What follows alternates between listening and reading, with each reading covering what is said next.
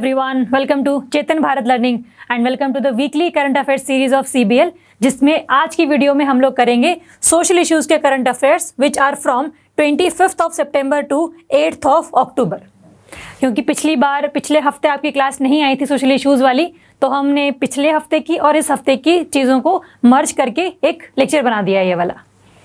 तो देखते हैं कि भाई इस वीडियो में हम लोग पिछले जो 15 डेज हैं उनमें कौन कौन से टॉपिक्स कवर करेंगे, चाहे वो प्रीलिम्स के पर्सपेक्टिव से हो कि कोई स्टेटमेंट वाइज क्वेश्चन आ जाए तो आप कैसे टैकल करेंगे, मेंस में अगर आप कोई चीज़ें यूज़ करनी हो तो किस तरीके से आप उनको यूज़ करेंगे, अपनी स्टेटमेंट्स को जस्टिफाई करेंगे टू प्रूव योर पॉइंट्स, है ना। तो वो सारे डिस्कस करेंगे हम विद दी टॉपिक्स हम लोग कवर करेंगे आज। फर्स्ट टॉपिक होगा हमारा state of the education report for India by UNESCO.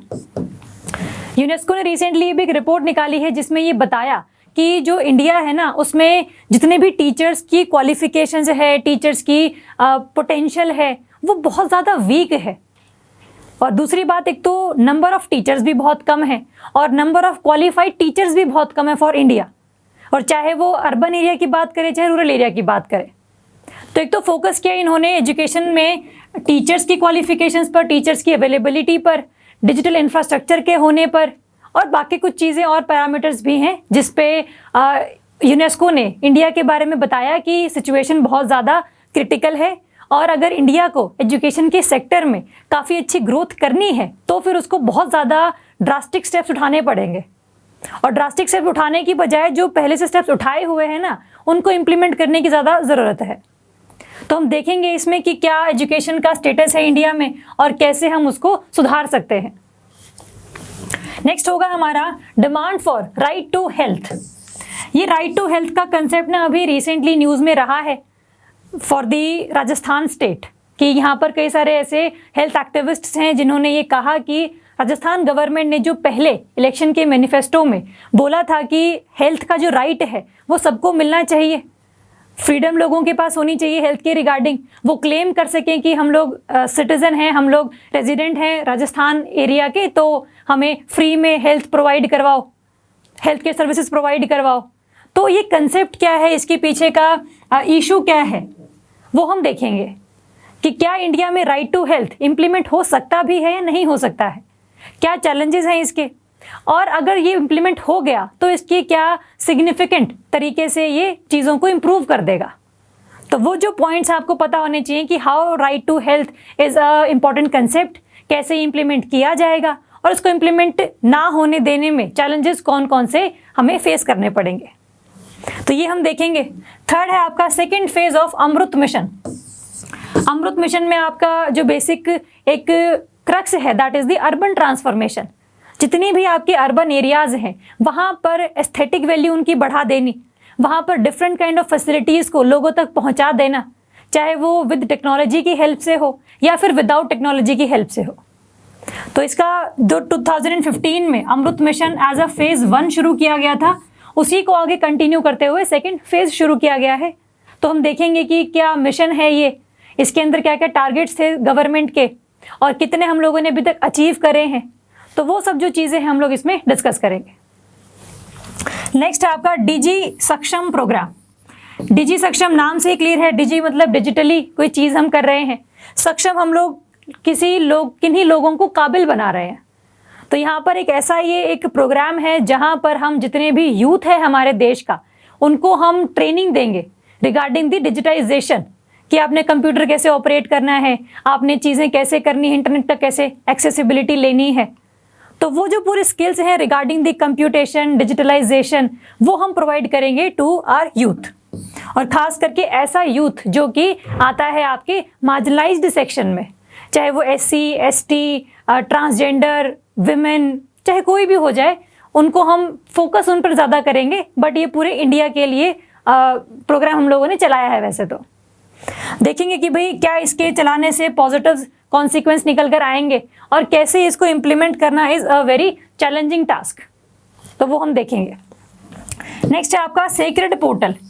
अभी रिसेंटली ना 1 अक्टूबर को international day of the older persons मनाया गया है। तो इस दिन पर कई सारी ऐसी चीज़ें हैं जो कि फॉर द एल्डरली हम लोगों ने लॉन्च करी हैं, जिसमें से एक है आपका ये सेक्रेड पोर्टल। ऐसा पोर्टल जहां पर अगर कोई सीनियर सिटीजन है जिसको लगता है कि वो काम कर सकता है अभी भी even after the 60 years of age, तो यहाँ पर वो अपने आप को रजिस्टर करवाए और जितनी भी जॉब अपॉर्चुनिटीज़ हैं उनकी सारी एक्सेसिबिलिटी उस पर्सन को दी जाएगी।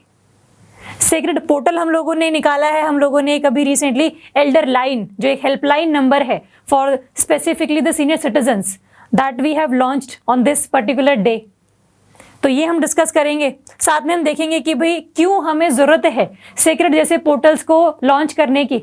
ऐसा क्या सोसाइटी में अभी इश्यूज चल रहे हैं कि जिस वजह से जो पर्सन है इवन आफ्टर 60 ईयर्स उनको काम करने की काफ़ी आवश्यकता पड़ रही है। तो वो हम चीज़ें डिस्कस करेंगे with the point of view society. And last होगा आपका आयुष्मान भारत डिजिटल मिशन, ये आपका नेशनल हेल्थ डिजिटल मिशन भी आप इसको बोल सकते हैं। तो ये रिसेंटली अभी लॉन्च किया गया है। किसने लॉन्च किया है, क्या इसके ऑब्जेक्टिव्स हैं, why there is a need to launch the digital health mission, why we are trying to use the technology in the health sector and how it will improve the healthcare services, और other challenges क्या हो सकते हैं कि क्यों हम लोग इस डिजिटल मिशन को ढंग से इम्प्लीमेंट नहीं कर पाएंगे। चलो, तो ये हैं आपके 6 टॉपिक्स जो कि हम डिस्कस करेंगे डिटेल में। आपको हल्का सा क्रक्स पता लग गया है कि किसी भी टॉपिक में क्या चीज़ें आप लोगों को पढ़नी है। चलो स्टार्ट करेंगे पहले से। First is the state of the education report for India UNESCO. देखो प्री में क्वेश्चन सीधा सीधा आ सकता है कि अभी रिसेंटली एक state of the education report release की गई है। ये किसने रिलीज करी है?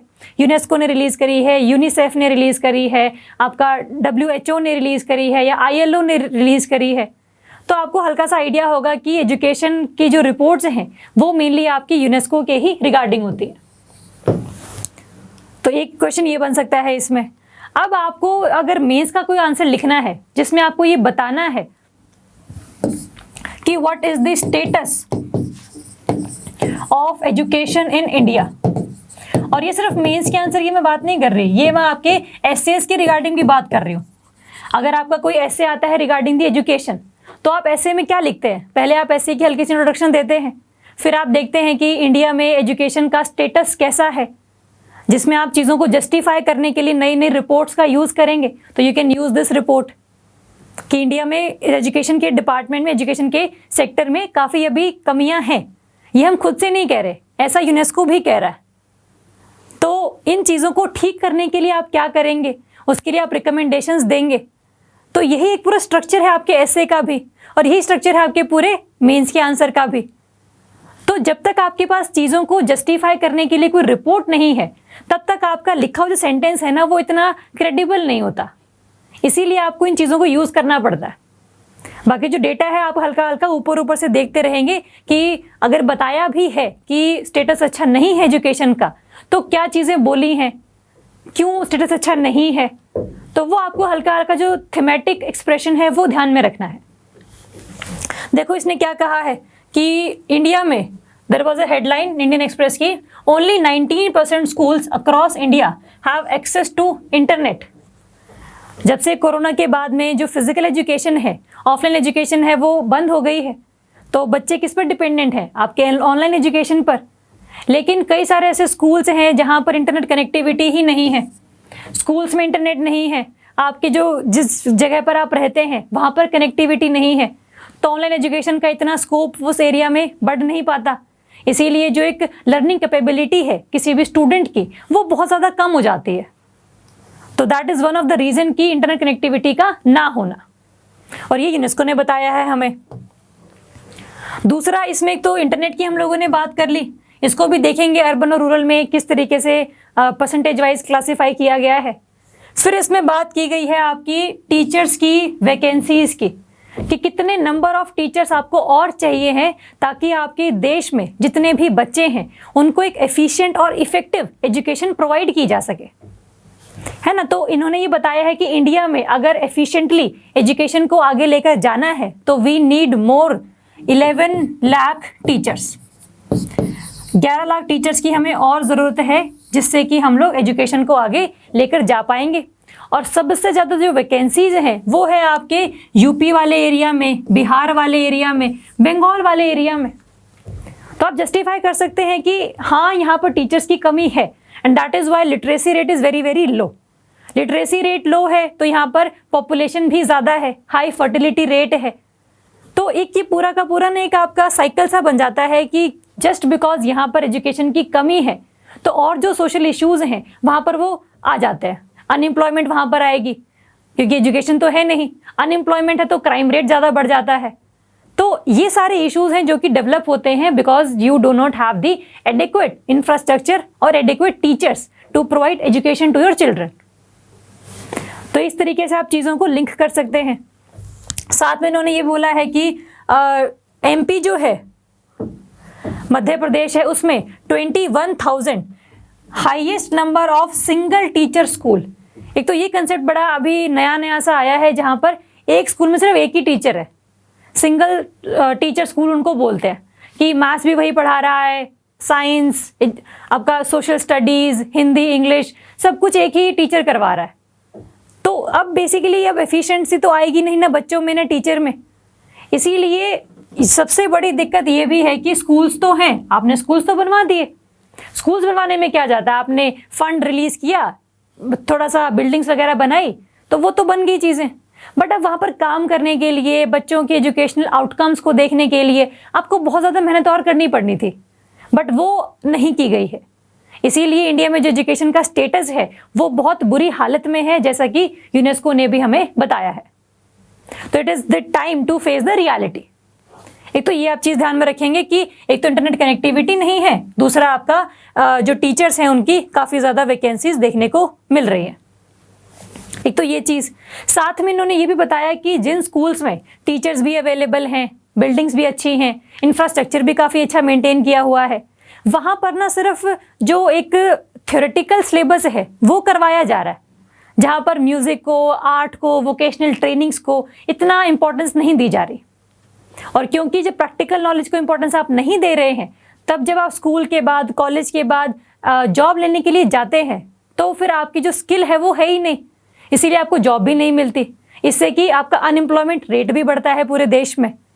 तो इसीलिए यूनेस्को ने यह भी कहा है कि जहाँ पर आप थ्योरेटिकल सिलेबस करवा रहे हैं वहाँ पर आपको कुछ ना कुछ प्रैक्टिकल नॉलेज के लिए जो वोकेशनल ट्रेनिंग है इन डिफरेंट सेक्टर्स वो भी आपको देनी पड़ेगी, और वो आपको देनी भी चाहिए, है ना। तो ये चीज़ ध्यान में रखेंगे कि एक तो इशू इंटरनेट वाला था, दूसरा वैकेंसीज ऑफ टीचर्स वाला था, और थर्ड है आपका जहाँ पर जो ये म्यूज़िक, आर्ट और वोकेशनल ट्रेनिंग्स को इम्पोर्टेंस नहीं मिल रही है, that is one of the other issues. तो ये ध्यान रखेंगे। साथ में कुछ ये फैक्ट्स हैं, आप देख लेना एक बार कि ये वर्ल्ड टीचर्स डे पर ये रिपोर्ट रिलीज़ की गई है। अब ये जो डे है उसकी थीम थी आपकी no teachers no class for the India, मतलब जो रिपोर्ट रिलीज़ की गई है उसका स्टेटस, जो एक नाम है, जो एक हेडिंग है, that is no teachers no class. ये आप ध्यान रखेंगे हल्का सा, क्योंकि कई बार ना ऐसे मेंस में इसी तरीके से आता है कि the report of UNESCO no teacher no class ने इंडिया की काफ़ी ज़्यादा एजुकेशनल सेक्टर को एक उजागर कर दिया कि बहुत ज़्यादा कमियां हैं। तो आपको क्या लगता है कि क्या ये कमियां हैं एक्चुअली, और अगर कमियां हैं तो फिर आप क्या सजेशंस देंगे कि इन कमियों को पूरा किया जा सके। तो इस तरीके से भी क्वेश्चन कई बार मेंस में बन जाता है आपका, तो उसमें आपको बस रिपोर्ट्स का जिक्र करना है और उसके रिकमेंडेशंस देनी है। वो हम देखेंगे अभी कि और क्या क्या रिकमेंडेशंस होनी चाहिए, क्या क्या और इन्होंने बताया इंडिया के एजुकेशन के बारे में। जैसे फॉर एग्जांपल ये जो रिपोर्ट रिलीज़ की, पहले देख लेते हैं कि इसमें लैक ऑफ टीचर्स तो हमने डिस्कस कर लिया कि हमारे पास अभी 11 लाख टीचर्स जो हैं वो कम हैं और शॉर्टफॉल में हम चल रहे हैं, तो हमें इनको एम्प्लॉय करना पड़ेगा। साथ में पूरे इंडिया में सिर्फ नहीं, बहुत ज़्यादा है ये, 1.2 लाख सिंगल टीचर स्कूल्स हैं, जैसा कि हमने देखा कि मैक्सिमम परसेंटेज कहाँ पर है, मध्य प्रदेश वाले एरिया में। और इसी वजह से जो 89% जो पूरा परसेंटेज है, जो रेशो है, that is in the rural areas. Urban areas में सिर्फ 11% स्कूल्स, जितने 1.2 लाख में से सिर्फ 11% आपके अर्बन एरियाज़ में हैं, बाकी रूरल एरियाज़ में हैं। इसीलिए जो आपको ये डिवाइड नज़र आ रहा है रूरल और अर्बन वाला एजुकेशन में, वो ये भी जस्टिफाई कर रहा है कि यूनेस्को की रिपोर्ट भी कहती है कि जो रूरल एरियाज के बच्चे हैं they are not well educated as compare to the urban area के बच्चे, क्योंकि पूरे आपके 89% जो 1.2 लाख के स्कूल्स हैं, सिंगल टीचर स्कूल्स हैं ही आपकी रूरल एरियाज में, तो कहाँ से एजुकेशन में एफिशिएंसी आएगी, कहाँ से कंपटीशन की फीलिंग आएगी, है ना। तो ये एक इशू है।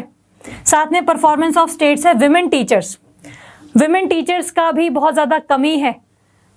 जैसे अगर हम बात करें कि त्रिपुरा जो है it has the least number of women teachers, जिसमें आपका आगे फिर आसाम, झारखंड, राजस्थान ये वाले एरियाज भी आ जाते हैं। तो जहाँ पर विमेन टीचर्स की कमी है वहाँ पर जो फीमेल स्टूडेंट्स हैं उनकी भी कमी ऑटोमेटिकली देखी जा रही है। और जहाँ पर विमेन, जहाँ पर एज अ फीमेल स्टूडेंट नहीं है वहाँ पर उनकी जो एजुकेशनल कैपेबिलिटी है वो भी कम है।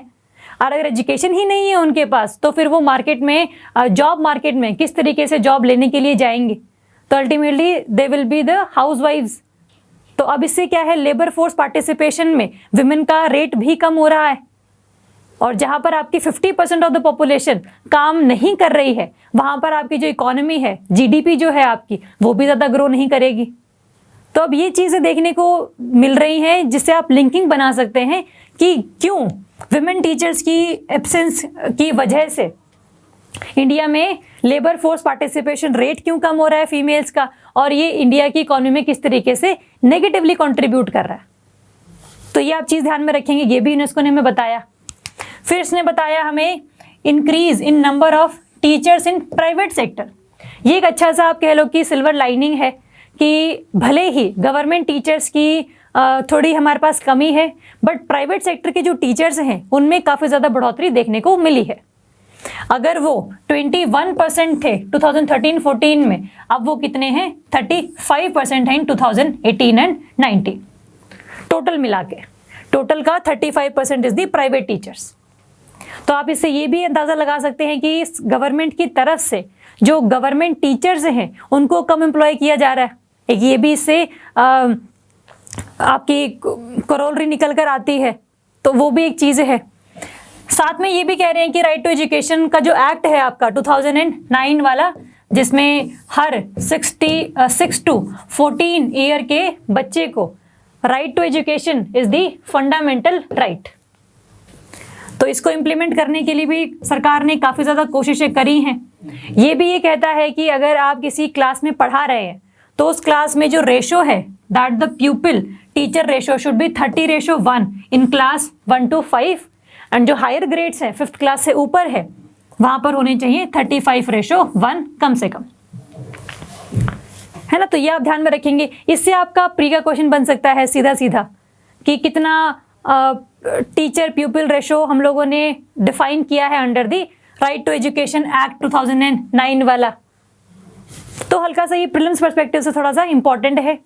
नेक्स्ट है फिर आपका लैक ऑफ डिजिटल इंफ्रास्ट्रक्चर, कि बहुत सारे ऐसे स्कूल्स हैं जहां पर आपके कंप्यूटिंग डिवाइसेस नहीं हैं, लैपटॉप्स नहीं हैं, कंप्यूटर्स नहीं हैं, और खास करके ये कमी कहां पर ज़्यादा देखने को मिल रही है, in the rural areas 18% and urban areas में है आपका 43%।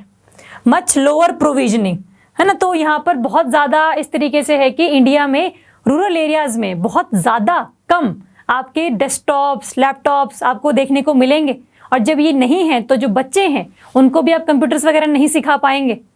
और इसीलिए जितना भी डिजिटलाइजेशन के लिए लोग बच्चों को स्किल आपने प्रोवाइड करनी थी वो भी आप प्रोवाइड नहीं कर पाएंगे, and again they will B not efficient in getting the jobs in the job market in the future. ठीक है, तो ये चीज़ ध्यान में रखेंगे।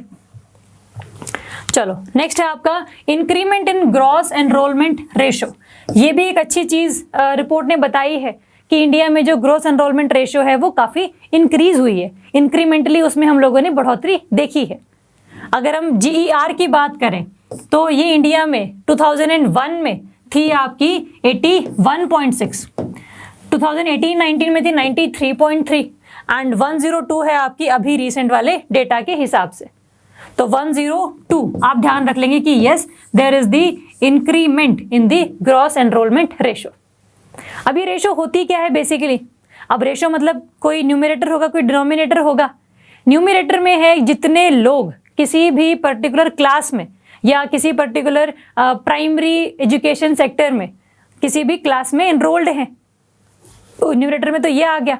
डिनोमिनेटर में आएगा कि कितने इंडिया में ऐसे बच्चे हैं उस एज के जिनको इस क्लास में एनरोल होना चाहिए था, है ना। कि अगर आपके 5 to 10 ईयर का कोई बच्चा है जिसको आपका 3rd क्लास में होना चाहिए था, लेकिन मान लो कि जो 12 ईयर का बच्चा है वो अभी 3rd क्लास में है, तो आप इसको काउंट करेंगे GER में, न्यूमरेटर में, कि कितने एनरोल्ड हैं एक्चुअली और कितने ईयर के हिसाब से, एज के हिसाब से एनरोल्ड होने चाहिए थे। इसीलिए कभी कभी 100 से ऊपर भी निकल जाती है ये। तो आपकी डेफिनेशन दी हुई है यहाँ पर कि it is the number of students enrolled in a given level of education regardless of age. आप एज नहीं काउंट करें न्यूमरेटर में, expressed as a percentage of the official school age population corresponding to the same level of education। कि जितनी available है उसके अलावा भी कितने एनरोल्ड हैं, वो आपका जो रेशो निकलेगा that would be the GER। तो इसमें इंक्रीमेंट हम लोगों को देखने को मिला है। तो ये कुछ 4-5 चीजें हैं जो कि इस रिपोर्ट का ना क्रक्स है। इस रिपोर्ट के क्रक्स में आपको ये देखना है कि इंडिया में टीचर्स की अवेलेबिलिटी कम है, they are not that much qualified. India में एजुकेशन में वोकेशनल ट्रेनिंग को इंपॉर्टेंस नहीं दी जा रही है, सिंपल थ्योरेटिकल ट्रेनिंग करवाई जा रही है बच्चों से, और साथ में विमेन टीचर्स की भी काफ़ी कमी है। और अगर हम देखें पॉजिटिव तरीके से तो यहाँ पर हम लोगों ने देखा कि GER बढ़ रहा है, इंडिया में जो नंबर ऑफ प्राइवेट टीचर्स हैं वो बढ़ रहे हैं। तो ये एक हल्का सा एक थीम है किसी भी रिपोर्ट की जो कि आपको ध्यान में रखनी है। अगर आपको प्रॉपर डेटा नहीं भी याद तो हल्का हल्का दिमाग में कहीं ना कहीं बैक ऑफ द माइंड आपके रहना चाहिए कि इस रिपोर्ट के हिसाब से इंडिया की जो एक इमेज थी वो काफ़ी अच्छे से प्रदर्शित नहीं की गई थी। तो आपको पेपर में हल्का सा फॉर्डर मिल जाएगा अपनी स्टेटमेंट्स को जस्टिफाई करने के लिए, तो ये हम ध्यान रखेंगे।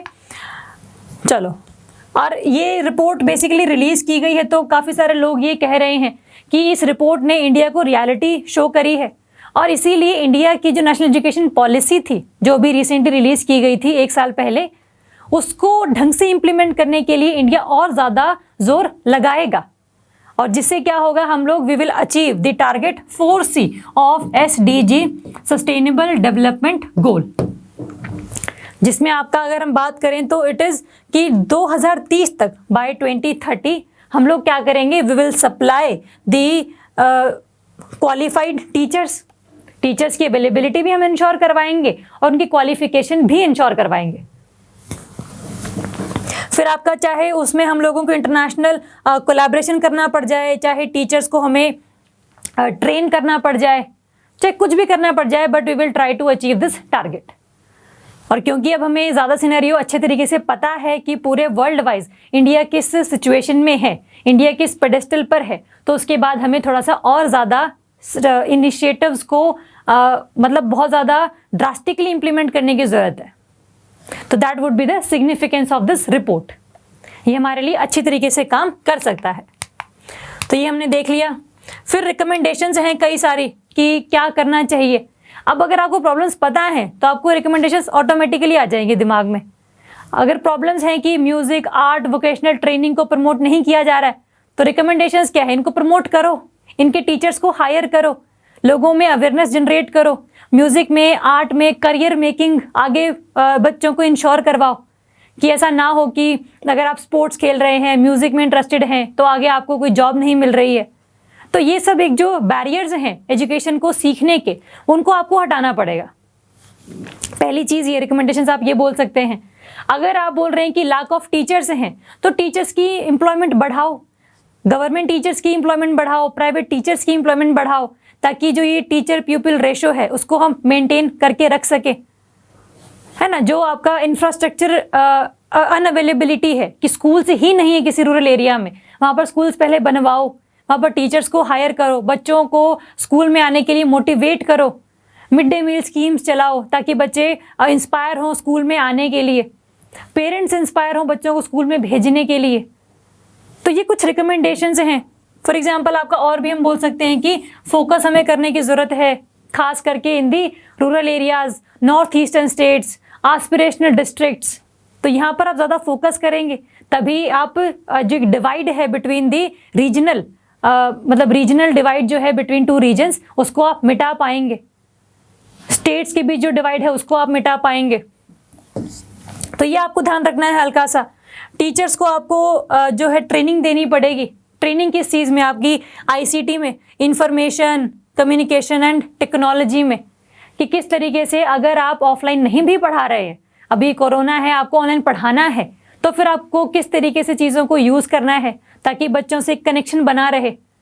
तो ये सारी कुछ रिकमेंडेशंस हैं जहाँ पर एक बहुत ज़्यादा इम्प्रूवमेंट करने की हमें ज़रूरत है। और ये रिकमेंडेशंस तभी आएंगी जब बेसिकली आपको प्रॉब्लम्स पता होंगी।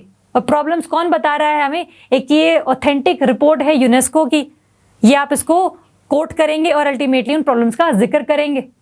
और अगर प्री में कोई क्वेश्चन आता है तो हल्का सा ये कि इंडिया में GER कितना है, बढ़ा है कि नहीं बढ़ा है, टीचर पीपल रेशो कितनी होनी चाहिए, साथ में ये रिपोर्ट का जो टाइटल है वो क्या चीज़ है, रिपोर्ट रिलीज किसने करी है, ये हल्के से आपके प्री क्वेश्चंस बनते हैं। ठीक है, तो आपको प्री के हिसाब से और मेंस के हिसाब से इस टॉपिक को तैयार करके रखना है। और खास करके एसए के लिए भी, एसए भी एजुकेशन के ऊपर आप एक तैयार करके जाएंगे ही जाएंगे, जिसमें आप ऐसी रिपोर्ट्स का जिक्र ज़रूर करेंगे। इन रिपोर्ट्स का, असर रिपोर्ट का आप जिक्र करेंगे, है ना, ASER असर रिपोर्ट है आपका। थोड़ा और कोई भी जो सर्वेज हैं, नेशनल सर्वेज ऑन एजुकेशन है, AICTE के द्वारा किया जाने वाला, तो कई सारे ऐसी एजुकेशन की रिपोर्ट्स ना आती रहती हैं। और इससे आपको पता लगता रहता है कि इंडिया में प्राइमरी एजुकेशन में दिक्कत है, सेकेंडरी में दिक्कत है, टर्शरी में दिक्कत है। तो हर तरीके से आपको चीज़ों का पता होना चाहिए। जैसे जैसे आप रिपोर्ट पढ़ते जाएंगे वैसे वैसे आप चीज़ों को आप करंट अफेयर्स में इंक्लूड करते चले जाना। चलो, तो ये रिपोर्ट है आपकी बेसिकली यूनेस्को वाली। सेकेंड टॉपिक हम लोग करेंगे demand for right to health. अब जैसा कि हम लोगों ने देख ही लिया है कि न्यूज़ में ये क्यों था, क्योंकि राजस्थान गवर्नमेंट ने अपने मैनिफेस्टो में कहा था कि हम लोग अपने यहाँ पर राइट टू हेल्थ को एज अ फंडामेंटल राइट बनाएंगे, ताकि कोई भी जो पर्सन राजस्थान में रहने वाला उसको फ्री में हम लोग हेल्थ केयर सर्विसेज प्रोवाइड कर सके। तो अब वो चीज़ जब तक अभी पूरी होती नहीं दिख रही है लोगों को, इसीलिए दोबारा से डिमांड आई है कि जो आपने पहले प्रॉमिस किया था आप उसको पूरा करें। तो this is the demand from the health activist. तो ये तो है कि न्यूज़ में क्यों रहा है, ये तो एज अ सिटीजन हम लोगों को हल्का सा अवेयर रहना चाहिए कि जिंदगियों में चल क्या रहा है। तो ये तो इसलिए चल रहा है। But as a UPSC aspirant आपको ये पता होना चाहिए कि what do you mean by right to health. आप इसको अचीव करेंगे तो कैसे करेंगे, अचीव ये क्यों नहीं हो पाएगा, व्हाट आर द प्रॉब्लम्स, ये आपका काम है बेसिकली।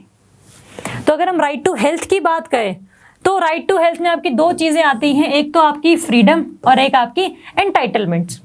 सिंपल ये बोल देना कि राइट टू हेल्थ है और इसीलिए मेरे को आप फ्री में हेल्थ के सर्विसेज प्रोवाइड कर दो, that is one of the manifestation. But एक और मैनिफेस्टेशन है, राइट टू हेल्थ का मतलब है मेरी पूरी बॉडी पर मेरी फ्रीडम है, चाहे मैं जिस तरीके से इस बॉडी को यूज़ कर सकूँ।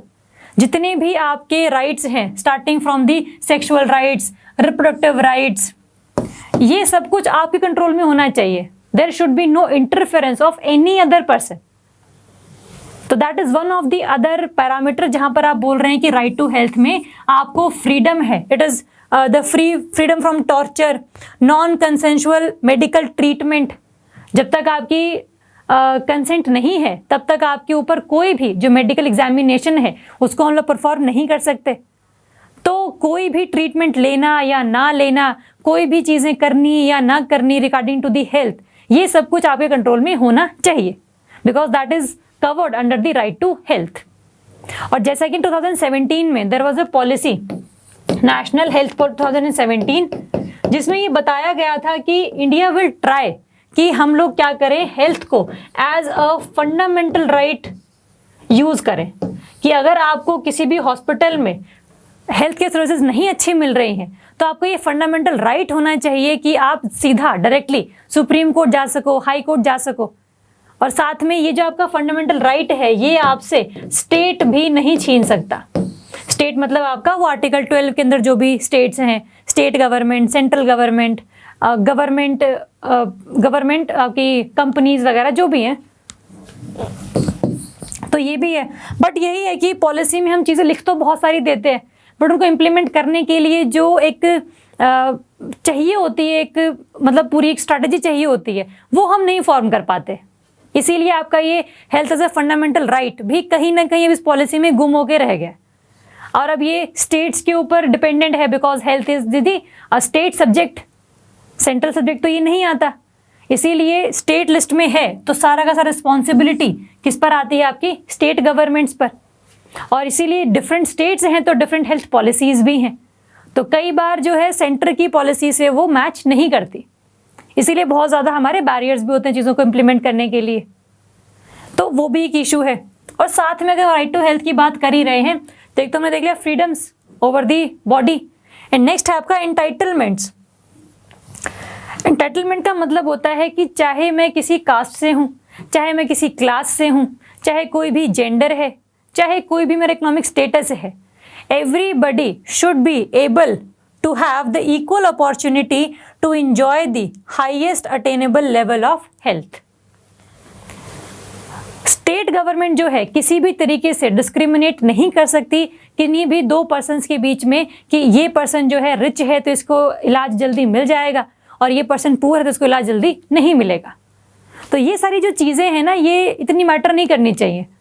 तो लोगों की पार्टिसिपेशन होनी चाहिए, सरकार की अकाउंटेबिलिटी होनी चाहिए, डिस्क्रिमिनेशन नहीं होना चाहिए, एक लॉ प्रॉपर होना चाहिए।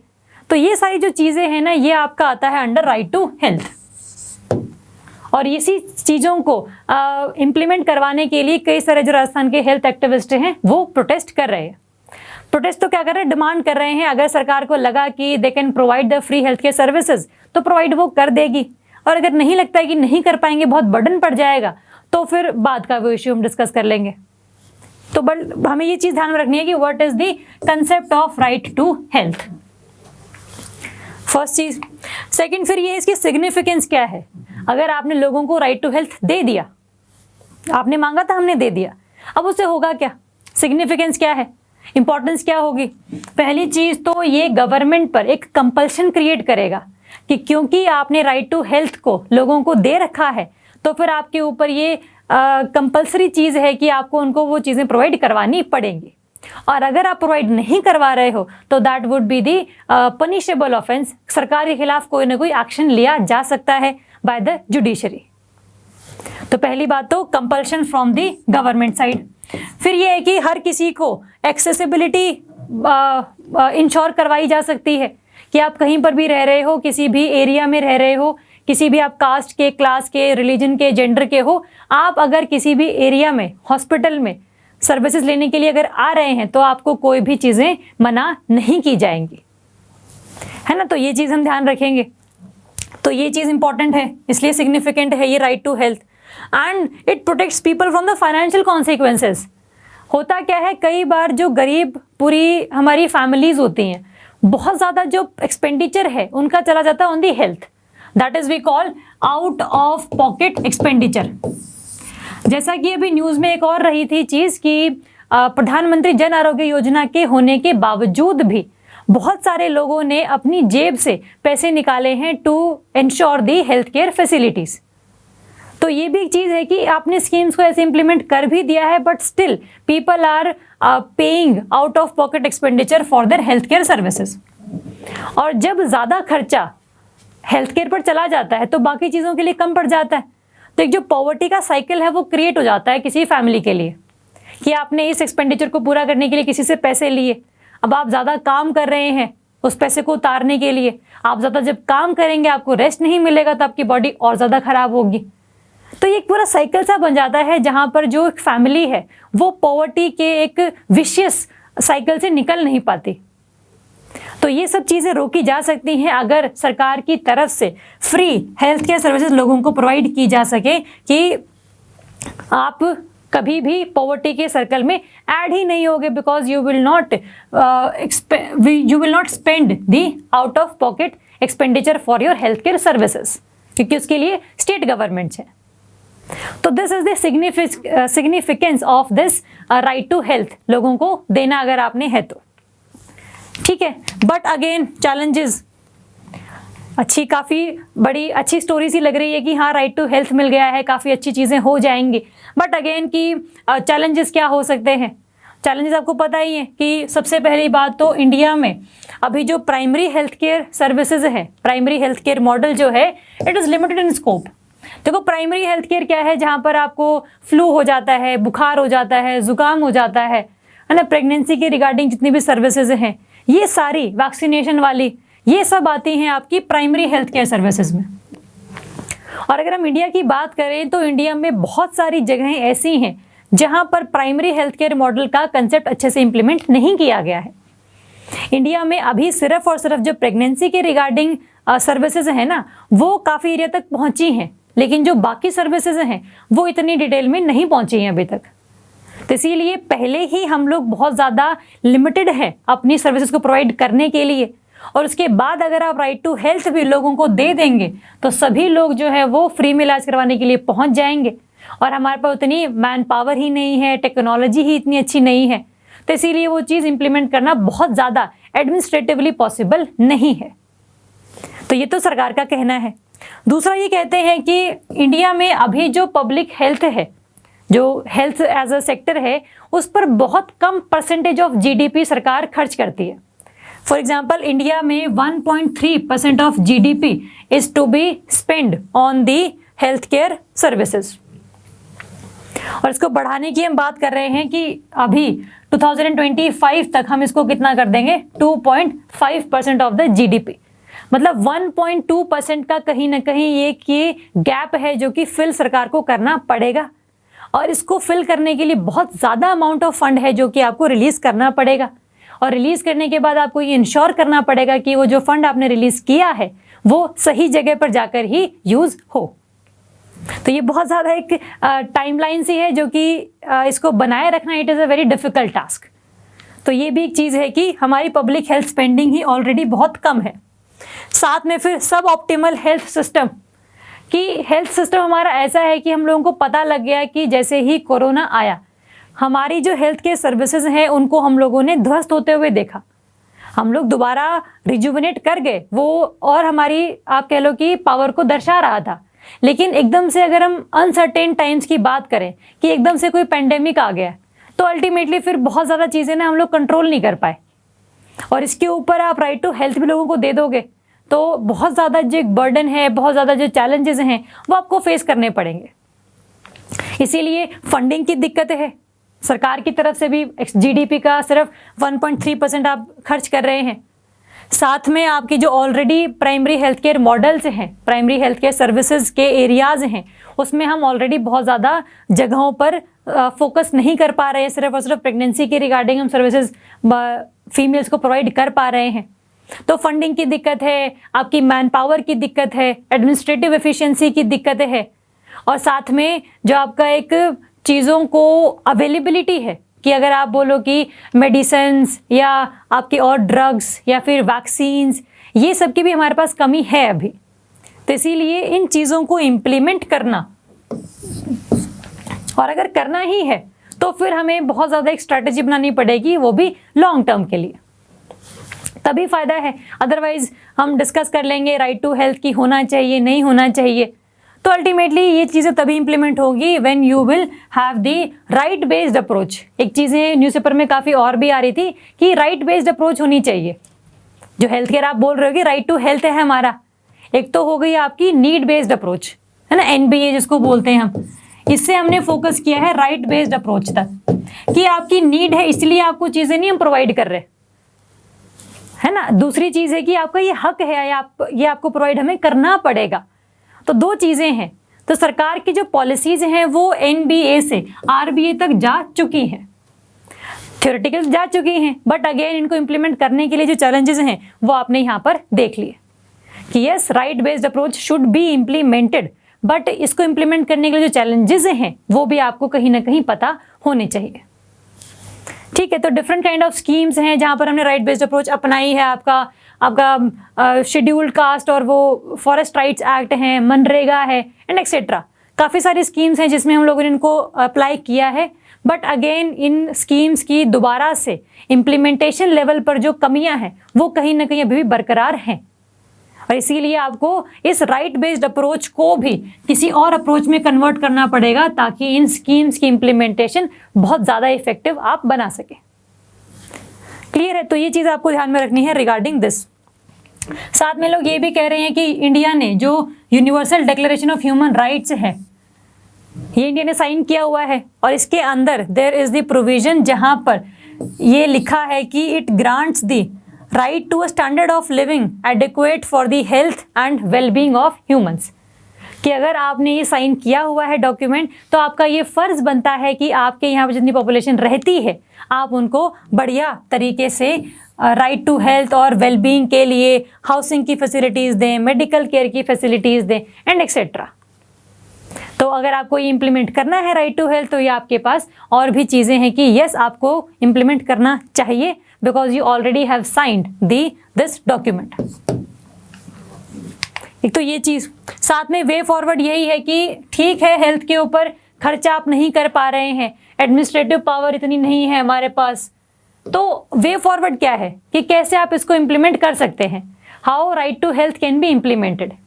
पहली चीज़ है कि बहुत सारी ऐसी कमेटीज़ बिठाई गई जिन्होंने ये कहा कि जो हेल्थ है ना एज अ स्टेट सब्जेक्ट की बजाय आप एक काम करो, उसको ना कॉन्करेंट बना दो ताकि स्टेट प्लस सेंटर दोनों ही इस पर लॉज बना सकें। और इसी वजह से जो थोड़ी बहुत कमियां हैं स्टेट वाइज, स्टेट इनएफिशिएंसीज हैं पॉलिसीज़ में, वो पूरी की जा सकें बाय द सेंटर। इसीलिए जब दोनों की कोलैबोरेशन होगी, फंडिंग की कोलैबोरेशन होगी, तब चीज़ें ज़्यादा अच्छे तरीके से इम्प्लीमेंट हो पाएंगी। तो one recommendation is this. Second है फिर आपका need for a developmental finance institution dedicated to health care investments.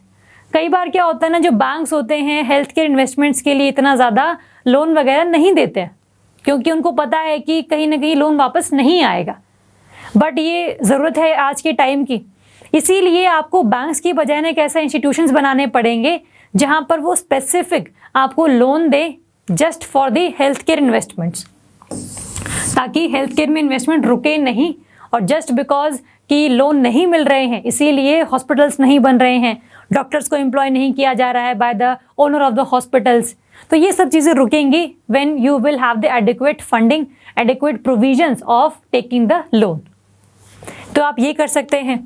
साथ में आप बोल सकते हैं कि पहले ही जो राइट टू हेल्थ है ना वो आप पार्लियामेंट में पास करवा दो कि पूरे इंडिया में राइट टू हेल्थ जो है वो इम्प्लीमेंट किया जाएगा, और उसके बाद जो स्टेट गवर्नमेंट्स हैं वो हल्का सा मॉडिफाई कर सकती हैं अपने अपने प्लान्स में कि किस तरीके से आप उसको इम्प्लीमेंट करने के लिए चीज़ों को चेंज कर रहे हैं। तो ये भी हो सकता है। फिर है कि there is a need to create designated and autonomous agencies, कि एक ऐसी एजेंसी हो जो कि पता लगाए कि इंडिया ने कितने ज़्यादा लेवल पर किस डिजीज़ को रोकने के लिए बढ़िया तरीके से काम किया है, डेटा हमारे पास पूरा हो, कितने लोगों को वो डिजीज़ थी इस साल में, कितनों का ट्रीटमेंट किया गया, कितनों ने अपने आप को रिकवर कर लिया, किस एरिया में ज़्यादा अमाउंट ऑफ रिकवरी हुई, किस gender wise, caste wise, class wise जो है रिकवरी ज़्यादा की गई। तो ये सारा जो डेटा है ये इकट्ठा करने के लिए ताकि आगे वाली पॉलिसीज़ में भी आप इसको बढ़िया से यूज़ कर सकें, उसके लिए आपको एक स्पेशल और डेजिग्नेटेड एजेंसी का होना ज़रूरी है, ताकि आपकी जो नेशनल हेल्थ पॉलिसी है या नेशनल हेल्थ प्रोग्राम्स हैं उनमें आपको डेटा डेफिशिएंसी ना देखने को मिले, है ना। क्योंकि जब भी हम कोई स्कीम इम्प्लीमेंट करते हैं ना तो हमारे पास डेटा बहुत ऑलरेडी अवेलेबल होना चाहिए। जब डेटा ही नहीं है तो किस बेसिस पर आप चीज़ों को इम्प्लीमेंट करेंगे, वो फिर इम्प्लीमेंट ढंग से नहीं हो पाती। इसीलिए वी नीड एन एजेंसी जो कि पूरा डेटा को हमारे लिए ये रिकवर करे। तो ये कुछ वे फॉरवर्ड्स हैं जो आप दे सकते हैं, चाहे आपका एसे हो चाहे आपका मेंस का आंसर हो। तो राइट टू हेल्थ का कंसेप्ट क्या है, आपकी right based approach, need based approaches में क्या डिफरेंसेस हैं, क्या इसको चैलेंजेस फेस करने पड़ेंगे अगर इम्प्लीमेंट करना है तो, सिग्निफिकेंस क्या होगी अगर इम्प्लीमेंट हो गया तो, और अल्टीमेटली वे फॉरवर्ड क्या है इसको इम्प्लीमेंट करवाने के लिए और कौन कौन से इनिशिएटिव्स आप उठा सकते हैं। तो इस तरीके से आपने टॉपिक पूरी तरीके से कवर करना है। चलो नेक्स्ट टॉपिक हम करेंगे second phase of Amrit Mission. Amrit Mission is the Atal Mission for Rejuvenation and Urban Transformation. अब नाम से ही क्लियर है, अर्बन ट्रांसफॉर्मेशन है एंड रिजुविनेशन है। ऐसे अर्बन एरियाज जहां पर अभी ज़्यादा अमाउंट ऑफ फैसिलिटीज़ नहीं पहुंची हैं वहां पर फैसिलिटीज़ को पहुंचाना, और जहां पर ऑलरेडी पहुंची हुई हैं उनको सस्टेन करके रखना। ये सारा हमारा फोकस है ऑफ अमृत 1.0। और इसी को कंटिन्यू करने के लिए हम लोगों ने क्या चलाया है, अमृत 2.0। और ये कौन से मिनिस्ट्री के अंडर आता है ये भी हल्का सा ध्यान रखना, बिकॉज प्रीलिम्स में स्टेटमेंट अगर आएगी कि consider the following statements regarding the Amrit Mission, तो फर्स्ट स्टेटमेंट क्या होगी, this scheme this mission is implemented by the Ministry of Housing and Urban Affairs. तो वहां पर ये स्टेटमेंट आएगी तो that is the correct statement. तो मिशन को इम्प्लीमेंट करने वाली जो नोडल मिनिस्ट्री है वो आपको हर मिशन के लिए ध्यान में रखनी है। चलो अगर हम देखें 2015 में हम लोगों ने पहली बार इसको लॉन्च किया था, जिसमें जो मेन फोकस था ना, these were the main focus areas, कि वाटर सप्लाई आपको हर अर्बन लोकल बॉडीज में, हर अर्बन हाउसेज में इंश्योर करवानी है वाटर सप्लाई के लिए। Storm water drains to reduce flooding, कि अर्बन एरियाज में कम से कम जो फ्लड है वो आ सके, मतलब कम से कम फ्लड आए, उसके लिए भी आपको कोई ना कोई जो ड्रेन्स हैं वो बनाने हैं, ताकि इमरजेंसी के लिए जो सड़कों पर पानी ना जमा हो जाए तो वो बनाने हैं। साथ में pedestrian, non motorised and public transport को भी आपको इम्प्रूव करना है, कि जो लोग हैं वो कम अपनी गाड़ियों में निकलें और जो पब्लिक ट्रांसपोर्ट है उसका यूज़ ज़्यादा करें, क्योंकि अल्टीमेटली पोल्यूशन कम होगा उससे भी, और साथ में गवर्नमेंट का रेवेन्यू भी बढ़ेगा। तो इसीलिए पब्लिक ट्रांसपोर्ट को इम्प्रूव करना, पार्किंग स्पेसेस को इम्प्रूव करना, जो साइकिलिस्ट हैं उनके लिए अलग से रास्ते बनाने, है ना। इससे होता क्या है, किसी भी अर्बन एरिया की जो एस्थेटिक है वो काफ़ी ज़्यादा इम्प्रूव हो जाती है। रोड्स बनी हुई हैं, पेडेस्ट्रियंस के लिए अलग रास्ते हैं, साइकिलिस्ट के लिए अलग रास्ते हैं, है ना। तो इस तरीके से आप ध्यान रखना कि it is the one of the objective of Amrit mission. And next है आपका enhancing the amenity value of cities by creating the green spaces, है ना। पेड़ आपने लगाने हैं, जो भी रोड्स की बैंक्स हैं, रोड्स के किनारों पर वहाँ पेड़ लगाएं, पार्क्स आप लोग बनाएं, रिक्रिएशन सेंटर्स आप बनाएं, एंटरटेनमेंट सेंटर्स आप बनाएं। तो जिससे भी मतलब जिसकी वजह से किसी भी सिटी में रहने वाले पर्सन को अपनी लाइफ को जीने का जो एक मतलब इंजॉयमेंट है वो कर सके, है ना। तो इस चीज़ को मतलब इंश्योर करने के लिए we have implemented this Amrut mission. 2015 में हम लोगों ने लॉन्च किया था, 6 साल इसको हो चुके हैं ऑलरेडी। तो जो चीज़ें हम लोग 2015 में बनाई थी कि हम ये अचीव करेंगे, तो उसी चीज़ों को आगे कंटिन्यू करने के लिए भी हम लोगों ने अमृत 2.0 मिशन लॉन्च किया है। One of the other objective is कि to provide 100% coverage of water supply to all households in around 4700 आपकी ULBs अर्बन लोकल बॉडीज। ये भी एक ऑब्जेक्टिव अमृत 2.0 का, कि अमृत 1.0 में हमने ये बोला था कि हर घर में हम लोग वाटर सप्लाई इंश्योर करवाएंगे, लेकिन अभी भी हम लोग वो मिशन अचीव नहीं कर पाए हैं। इसीलिए 2.0 में हमारा सबसे बड़ा टारगेट ही ये है कि जितनी भी आपके अर्बन एरियाज़ में हाउस होल्ड्स हैं उनको 100% हम लोग वाटर सप्लाई प्रोवाइड कर सकें। और ये सब करने के लिए सिर्फ और सिर्फ सरकार की तरफ से काम नहीं किया जाएगा, बल्कि पहली बार जो एक पब्लिक प्राइवेट पार्टनरशिप है उसको भी हम लोग इनिशिएट करेंगे, जहाँ पर जो प्राइवेट प्लेयर्स हैं उनकी हम हेल्प लेंगे, ताकि आपके अमृत मिशन में जितनी भी सिटी की ट्रांसफॉर्मेशन है आप उसको इम्प्रूव कर पाएँ, है ना। टूरिज़्म जिससे बढ़ेगा, अगर आपकी पेड़ वगैरह लगा रहे हैं तो पोल्यूशन कम होगा, तो बेसिकली आपका जो सिटी में रहने वाला एक स्टैंडर्ड ऑफ लिविंग है लोगों का, वो कहीं ना कहीं इम्प्रूव हो जाएगा। तो दैट इज़ कि जहाँ पर हम प्राइवेट पार्टनरशिप को भी इम्प्रूव करने के लिए काफ़ी ज़्यादा काम कर रहे हैं। तो ये आपको हल्का सा पता होना चाहिए कि अमृत मिशन क्या है, 1.0 में क्या चीज़ें थी, 2.0 का क्या ऑब्जेक्टिव है, और क्या इसका बेसिक थीम है कि इसको लॉन्च किया क्यों गया था एक्चुअली, है ना। तो ये आप ध्यान रखेंगे। ऑब्जेक्टिव्स इसके यही हैं। पहला तो हम लोगों ने देख ही लिया कि 100% coverage of sewerage and septage in 500 Amrut cities. इन सिटीज़ में मतलब 500 हम लोगों ने अभी क्लासीफाई करी है कि इनमें हम 100% तरीके से जो सीवरेज की फैसिलिटी है ना वो हम लोग प्रोवाइड करेंगे ही करेंगे। साथ में हमने क्या बोला, जितनी भी आपकी वाटर बॉडीज हैं, अगर आप अमृत 2.0 को देखो ना तो आप हल्का सा ये आइडिया लगा सकते हैं कि यहाँ पर जितनी भी ऑब्जेक्टिव्स हैं they are regarding the water supply and water cleanliness. तो इन सब को इंश्योर करने के लिए अमृत 2.0 को हम लोगों ने लॉन्च किया है, जिसमें आपका ये भी है कि जितनी भी आपकी वाटर बॉडीज़ हैं जो कि पोल्यूशन की वजह से ख़राब हो गई हैं, चाहे वो कोई लेक है, चाहे वो कोई रिवर है, चाहे वो कोई पॉन्ड है, तो ये सारी जो चीज़ें हैं आपने दोबारा से रिजुवनेट करनी है, इनकी आपने सफाई करवानी है। जितना भी आपका वेस्ट वाटर है उसको आपको ट्रीट करना है, और ट्रीट करने के बाद ना आप उसको दोबारा कहीं और रीयूज़ कर लो अपने ही घरों में। तो इससे क्या होगा, वाटर की जो अवेलेबिलिटी है वो भी पूरे टाइम रहेगी, बिकॉज जो आपने वाटर यूज़ कर लिया है ऑलरेडी उसको आपने ट्रीट करने के बाद दोबारा से यूज़ कर लिया है ना। तो एक तरीके से आप वाटर की वेस्टेज को बचा रहे हैं। और इसमें एक ये भी टारगेट है वाटर ट्रीटमेंट वाला कि recycling and reuse of treated wastewater is expected to care 20% of the total water needs of the cities and 40% of the industrial demands। अगर जितना पानी आप वेस्ट कर रहे हैं तो उसको अगर आपने ट्रीट कर दिया है तो उसी पानी से आपकी 20% of the house holds demand पूरी हो सकती हैं, और जो इंडस्ट्रीज़ की 40% of the demands can be achieved. तो ये टारगेट ये भी है कि वेस्ट वाटर को आपने ट्रीट करना है, और साथ में हर सिटी में एक सर्वेक्षण किया जाएगा जिसको हम बोल रहे हैं पेय जल सर्वेक्षण, कि इस एरिया में रहने वाले कितने लोगों के पास ड्रिंकिंग वाटर जो है कितने अच्छी क्वालिटी का अवेलेबल है, और अगर अच्छी क्वालिटी का अवेलेबल नहीं है तो क्या चीज़ें करनी चाहिए कि जिससे वो हम लोग इंश्योर करवा सकें। तो ये सर्वेक्षण किया जाएगा कि क्या लोगों के पास पानी है या नहीं है, कि क्या आपने जितने भी एरिया में एक घर में पानी है दूसरे एरिया में नहीं है, तो सभी को पानी अवेलेबल होना चाहिए।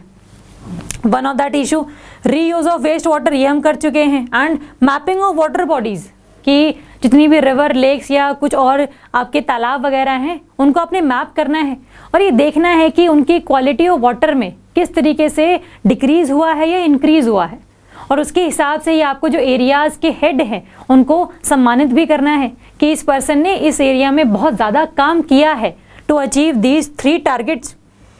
तभी एक मोटिवेशन बनी रहेगी एडमिनिस्ट्रेटिव स्टाफ में भी, लोगों में भी, वो पार्टिसिपेट करेंगे इन चीज़ों में अपने एरिया की एस्थेटिक वैल्यू को बढ़ाने के लिए।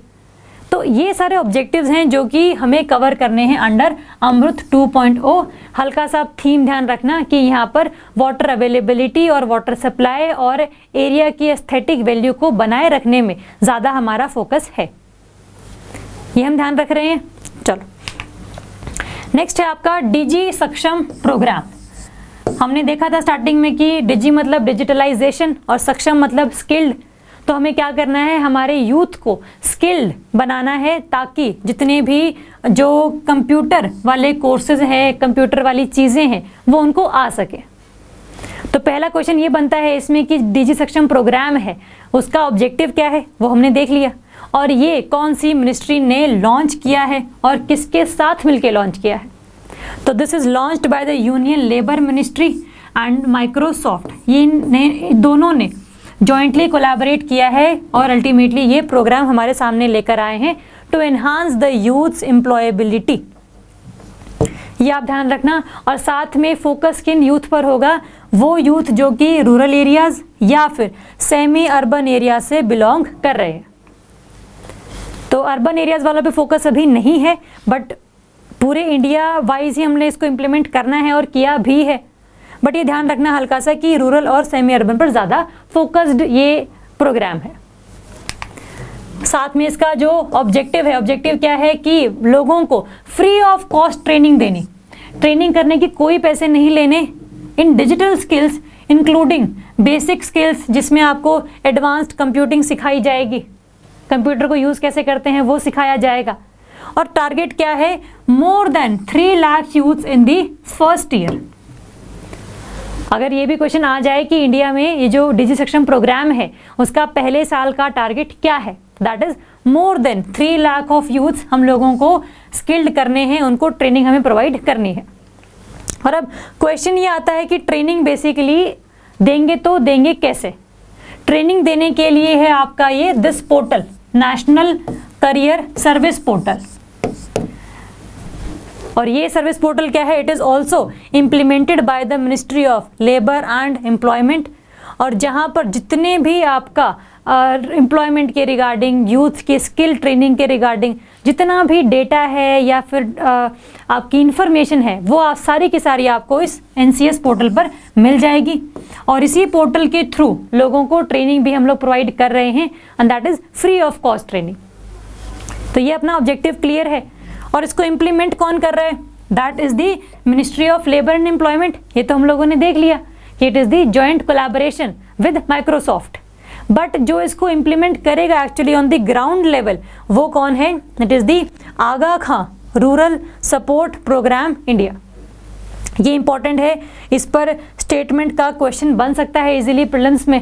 तो आप ध्यान रखना कि मिनिस्ट्री तो यस लेबर एंड एम्प्लॉयमेंट है, लेकिन ग्राउंड पे जो इम्प्लीमेंट करने की बॉडी है that is the Aga Khan rural support programme India, जो कि आपका एक NGO है, नॉन गवर्नमेंटल ऑर्गेनाइजेशन है। तो ग्राउंड रियलिटी में ये इम्प्लीमेंट करेगा। आपको मिनिस्ट्री पता है, आपको इसका ऑब्जेक्टिव पता है, ये किस तरीके से काम करेगा ये आपको पता है, इसकी ज़रूरत क्यों पड़ी है ये आपको पता है, क्योंकि इंडिया में जो एक, इंडिया क्या पूरे वर्ल्ड में ही ना अभी टाइम है डिजिटलाइजेशन का, जहाँ पर आपकी जो स्किल्ड है इन दी कंप्यूटर्स वो बहुत ज़्यादा मायने रखती है। डिफरेंट लैंग्वेजेस, C++, जावा, पाइथन, ये आपको हल्की सी आनी चाहिए। साथ में जो कंप्यूटर का यूज़ है वो बढ़ बहुत जगह पर गया है, चाहे आपने फॉर्म भरना है, चाहे आपने रिजल्ट देखना है, चाहे आपने किसी स्कीम के लिए अप्लाई करना है, सब चीज़ें आपकी थ्रू कंप्यूटर्स होती हैं। और इसीलिए इन स्कीम्स को अगर हम ढंग से इम्प्लीमेंट करना चाह रहे हैं तो लोगों को एनरोल हमें करवाना पड़ेगा। और लोग एनरोल कब करेंगे, जब उनको पता होगा कि एक्चुअली स्कीम में हमें एनरोल होना कैसे है। तो उसके लिए हम क्या करेंगे, अवेयरनेस प्रोग्राम्स चला रहे हैं, DG सक्षम प्रोग्राम चला रहे हैं, ताकि जो इंडिया का एक टैलेंट है ना, खासकर ग्लोबल लेवल पर, वहाँ पर भी कंपटीशन में जा सके। ऐसा ना हो कि इंडिया बहुत ज़्यादा पीछे रह जाए टेक्नोलॉजी में, क्योंकि इंडिया की जो मैक्सिमम पॉपुलेशन है that is now the rural population, semi urban population. और हमारा फोकस भी इन्हीं पर है कि अगर हमें compete करना है वर्ल्ड के साथ में, तो सबसे पहले जो आपके रूरल और सेमी अर्बन एरियाज़ में लोग रह रहे हैं उनको हमें ये ऐसी स्किल्स प्रोवाइड करनी है। तो इसकी ज़रूरत क्यों है, इसका ऑब्जेक्टिव क्या है, ये किसने इम्प्लीमेंट करी है, तो ये सारी जो चीज़ें हैं ये आपको पता होनी चाहिए। प्रीलिम्स के पॉइंट ऑफ व्यू से ज़्यादा इंपॉर्टेंट है वो। नेक्स्ट है आपका सेक्रेड पोर्टल फॉर एल्डरली। ये एक पोर्टल है, एक वेबसाइट है बेसिकली, जहाँ पर क्या होगा, इट इज़ दी प्लेटफॉर्म जहाँ पर जितने भी सीनियर सिटीजन्स हैं जिनको लगता है कि आफ्टर 60 ईयर्स भी वो जॉब कर सकते हैं, उनके पास टैलेंट है, उनके पास एनर्जी है, उनके पास टाइम है, तो वो इस पोर्टल पर जाकर अपॉर्चुनिटीज़ को सर्च कर सकते हैं, अप्लाई कर सकते हैं और अल्टीमेटली अपने लिए दूसरी जॉब सर्च कर सकते हैं। तो एक पोर्टल है that is the job opportunity portal. Full form देख लेंगे इसकी क्या है, सीनियर एबल सिटीजन्स फॉर री एम्प्लॉयमेंट इन डिग्निटी। कई बार ना क्वेश्चन ऐसे भी आ जाता है कि सेक्रेड पोर्टल निकाला गया था, ये किसके लिए है, सीनियर सिटीजन्स के लिए है, ट्रांसजेंडर्स के लिए है, या होमोसेक्सुअल कम्युनिटी के लिए है, या फिर यूथ के लिए है। एक तो ये क्वेश्चन बन सकता है। साथ में कई एग्जाम्स में ऐसे आता है कि सेक्रेड पोर्टल लॉन्च किया गया था, तो उसमें जो ये वर्ड डी है उससे क्या है, तो डिग्निटी इज़ दी वर्ड। तो सेक्रेड पोर्टल क्या है, कैसे वो काम करेगा, इसकी फुल फॉर्म क्या है, और साथ में इसको किसने डेवलप किया है, it has been developed by the Ministry of social justice and empowerment. MOSJ के द्वारा इसको इम्प्लीमेंट किया जाएगा। पहली बात तो ये। साथ में देख लेते हैं कि जितने भी आपके ये इनिशिएटिव्स हैं ये उठाए गए हैं during the international day of older persons, जो कि आपका 1 अक्टूबर को हर साल मनाया जाता है। और जो इस साल मनाया गया उसकी थीम क्या है, digital equity for all ages, कि चाहे आपकी कोई भी एज हो, आपको डिजिटल जो स्किल्स हैं वो प्रोवाइड करनी है हम लोगों को, और साथ में आपको ट्रेनिंग देनी है, आपको अगर जॉब करनी तो आपको हम जॉब प्रोवाइड कर सकें। तो ये सारी जो चीज़ें हैं ये हम इंश्योर करेंगे, और यही इसकी थीम भी थी। और साथ में एक और फैक्ट आप ध्यान रख लेना हल्का सा कि जो UNGA है उसने 2021 टू 2030 का ये जो डेकेड है उसको as a decade of healthy ageing के तौर पे मनाने की बात की है। हेल्दी एजिंग का मतलब होता है कि even after 60 years you are active. और एक रिपोर्ट भी निकाली गई थी, एक स्टडी के हिसाब से बताया जा रहा है कि इंडिया में जो 50% of the people which are more than 60 years of age are active, they want to do work, they have time, they have energy. तो अगर उनके पास एनर्जी है, टाइम है, तो क्यों हम उनको जॉब्स ना दें। तो पहली चीज़ तो ये है कि इसीलिए इनको जॉब्स प्रोवाइड करने के लिए सरकार की तरफ से एक ये पोर्टल लॉन्च किया गया है, जिसमें सिर्फ और सिर्फ रजिस्ट्रेशन सीनियर सिटीजन्स की तरफ से नहीं होगी कि हमें जॉब चाहिए है, हमारी ये स्किल है, हमारा इतना एक्सपीरियंस है। इस पे रजिस्टर करने के लिए एम्प्लॉयर भी आ सकते हैं कि हमारे को रिक्वायरमेंट है, आप अप्लाई कर सकते हैं। जितने भी और सेल्फ हेल्प ग्रुप हैं जिनको ये लगता है कि मैनेज करने के लिए ये पर्सन बिल्कुल परफेक्ट रहेगा पूरे ग्रुप की एक्टिविटीज़ को, तो आप उनको हायर कर सकते हैं। तो यहाँ पर रजिस्ट्रेशन हर किसी की तरफ से है, चाहे वो सीनियर सिटीज़न है, चाहे वो आपका एम्प्लॉयर है, या फिर कोई और एजेंसी है जिसको आपको हायर करना है। तो it is the register of all the information of all the people. साथ में ये भी है कि कितने पैसे दिए जाएंगे, आप ये देख लेना कि फंडिंग के लिए अभी रिसेंटली 10 करोड़ रुपीस दिए गए हैं। इतना इंपॉर्टेंट नहीं है कितने पैसे दिए गए हैं, ये अपने काम की चीज़ नहीं है। हमें सिर्फ सीक्रेट पोर्टल का एग्जाम्पल देना है कि what initiatives government has taken to improve the standard of living of senior citizens. तो इसमें आप एक ये पोर्टल लिखेंगे। साथ में एक और चीज़ लेकर आई गई है अभी, एल्डर लाइन। ये भी कौन लेकर आया है, आपका मॉसजे ही लेकर आई है, ministry of social justice and empowerment की एक हेल्पलाइन नंबर है 14567, जो स्पेशली है आपकी सीनियर सिटीजन्स के लिए। अगर उनको लगता है कि उन्हें कोई इन्फॉर्मेशन चाहिए है regarding the health, regarding the other issues, regarding the employment, उनको चाहिए इन्फॉर्मेशन या उनके बच्चों को चाहिए उनके रिगार्डिंग, तो इस सारी जो इन्फॉर्मेशन है वो आपको इस हेल्पलाइन नंबर के ऊपर मिल जाएगी। चाहे वो इमोशनल सपोर्ट हो, चाहे कोई गाइडेंस है, चाहे कोई मेडिकल इशू है या लीगल इशू है, every kind of advice would be given over this helpline number. और ये फ्री हेल्पलाइन नंबर है, आप कभी भी इसको यूज़ कर सकते हैं। तो सीक्रेट पोर्टल सरकार ने लॉन्च किया है, साथ में ये एल्डर लाइन सरकार ने लॉन्च करी है। और ये इन सबको लॉन्च करने का मतलब क्या बनता था, मतलब यही बनता था कि रिसेंटली ना अभी एक रिपोर्ट रिलीज़ की गई थी लासी। There was the report called LASI, Longitudinal Aging Study of India। ये काफ़ी इंपॉर्टेंट स्टडी है कि हर साल आती है बेसिकली ये। तो कितने नंबर ऑफ सीनियर सिटीजन्स आपके इंडिया में इंक्रीज हो रहे हैं, कितने एम्प्लॉयड हैं, कितने नॉन एम्प्लॉयड हैं, उनका क्या स्टेटस है, क्या वो अब्यूज़ फेस कर रहे हैं कि नहीं फेस कर रहे हैं। तो वो सारी जो चीज़ें हैं they are written under this study. और इस स्टडी ने कहा है कि इंडिया में 2050 तक total number of senior citizens कितने हो जाएंगे, 319 मिलियन, और जो कि अभी कितने हैं 120 मिलियन नाउ। तो अराउंड आपके 1.7 टाइम्स जो है इनकी पॉपुलेशन बढ़ने वाली है। इसीलिए ज़्यादा नंबर ऑफ सीनियर सिटीजन्स अगर होंगे तो ज़्यादा नंबर ऑफ आप इनके एक्सपीरियंस का फ़ायदा उठा सकते हैं, आपको बेनिफिट मिलेगा उस चीज़ से।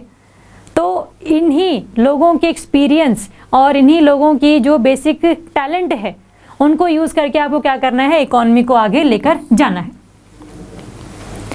तो एक तो ये चीज़ है कि इंडिया में है इतने ज़्यादा, तो इसीलिए आपको इनकी ग्रोथ के लिए कोई ना कोई पॉलिसी बनानी पड़ेगी। तो ये आपको ध्यान रखना है हल्का सा। लास्ट की स्टडी क्या कहती है, what are the problems of senior citizens, क्यों हम लोगों ने ये लॉन्च किया है, तो etcetera regarding this portal. Next last है आपका आयुष्मान भारत डिजिटल मिशन। इसको हम और क्या बोल रहे हैं, NHDM, national health digital mission. और ये कौन लॉन्च कर रहा है, the national health authority NHA under the Ministry of health and family welfare will be the implementing agency. ये इंपॉर्टेंट है, इस पर क्वेश्चन काफ़ी बार आ सकता है और आया भी हुआ है कि इस मिशन को लॉन्च करने के लिए कौन सी ऐसी एजेंसी है जो कि रिस्पॉन्सिबल रहेगी। पहली चीज़ ये। अब क्वेश्चन ये अराइज होता है कि what do you mean by the digital mission.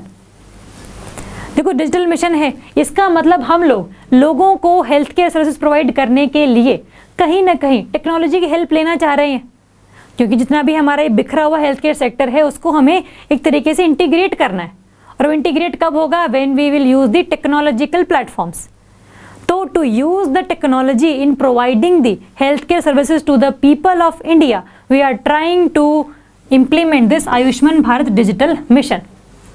जैसे कि हमने देखा भी था कि 2017 की जो आपकी नेशनल हेल्थ पॉलिसी थी, वहाँ पर हेल्थ को as a fundamental right implement करने की बात की गई थी।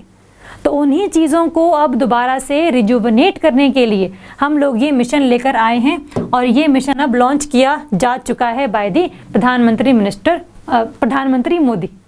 तो ये आप ध्यान रखेंगे। अब क्वेश्चन ये आता है कि what are the focus areas of this digital health mission, कि हम करेंगे कैसे यूज टेक्नोलॉजी का इस मिशन को इम्प्लीमेंट करने के लिए। तो फर्स्ट चीज़ है आपकी कि we will provide the health IDs to every person.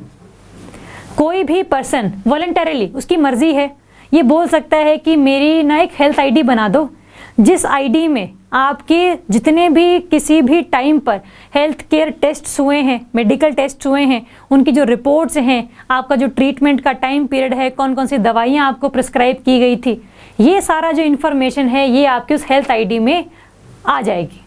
तो जब भी आप किसी और दूसरी बीमारी के लिए, दूसरी डिजीज़ को ट्रीट करवाने के लिए किसी और हॉस्पिटल में जा रहे हैं, तो आप सिंपल क्या करेंगे, आप अपनी हेल्थ आईडी बताएंगे, जिससे कि आपकी पूरी जो मेडिकल हिस्ट्री है वो निकल आएगी। और जितने भी आपके कागज़ अभी आप लेकर जाते हैं कि 2016 में ये टेस्ट करवाया था, 2012 में ये टेस्ट करवाया था, इतने सारे पेपर की इकट्ठा जो चीज़ें हैं वो आपको नहीं करनी पड़ेंगी। तो बहुत ज़्यादा सहूलियत हो जाएगी टू गेट द ट्रीटमेंट। तो ये चीज़ हम ध्यान रखेंगे कि हेल्थ आईडी बेसिकली क्या है, कि ये हर सिटीजन को इशू की जाएगी, but this is voluntary in nature, mandatory नहीं है, ये ध्यान रखना प्लीज़। जिसमें आपका सारा एवरी टेस्ट, एवरी डिजीज़ की डिटेल्स, डॉक्टर्स कौन से आपने विजिट किए, मेडिसिन आपने कौन कौन सी ली, ये आप देख लेना। और it is the free of cost, कोई पैसे चार्ज नहीं किए जाएंगे आपसे कि आपकी हेल्थ आईडी हम लोग बना रहे हैं। तो this is one of the major important developments under this national health digital mission या फिर Ayushman Bharat digital mission. Next इसका पैरामीटर है health care facilities and professional registry, HFR and HPR। Health care facility registry, देखो registry का मतलब क्या है, एक पूरा डेटा एक ही जगह पर। तो डेटा किसका, पहले तो हेल्थ फैसिलिटी का, आपके एरिया में कितने हॉस्पिटल्स हैं, कितनी लैब्स हैं, किस एरिया में है, कितने डिस्टेंस से हैं वो आपके। तो ये सारी जो चीज़ें हैं ये आपको HFR में देखने को मिल जाएंगी।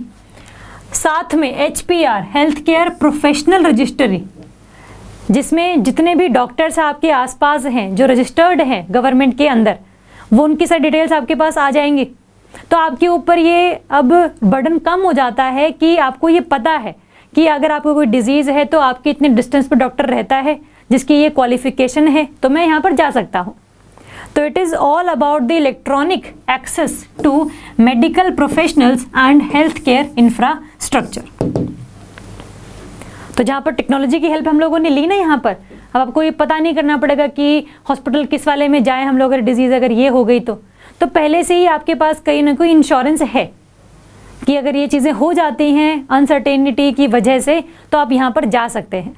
तो you have all the accessibility of all the information regarding the health care hospitals and the professionals, doctors. तो these are the other two parameters. And next है फिर आपका Ayushman Bharat digital mission sandbox.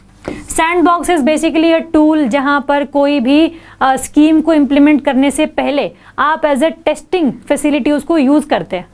तो अगर आपने इस पूरे मिशन को ऑल ओवर इंडिया लॉन्च करना है तो फिर आप पहले ही टेस्ट कर सकते हैं कि इस मिशन को आप किस तरीके से इम्प्लीमेंट करेंगे, क्या क्या इसमें बग्स आ सकते हैं, कैसे आप उनको ठीक कर सकते हैं।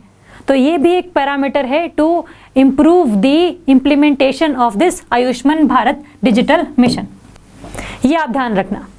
तो ये पैरामीटर्स हैं जहाँ पर हेल्थ आईडी प्रोवाइड की जा रही है, हेल्थ केयर फैसिलिटी रजिस्ट्रीज आपके पास हैं, हेल्थ केयर प्रोफेशनल रजिस्ट्रीज आपके पास हैं, और ये Ayushman Bharat digital mission sandbox भी इसमें हम लोगों ने इम्प्लीमेंट किया है।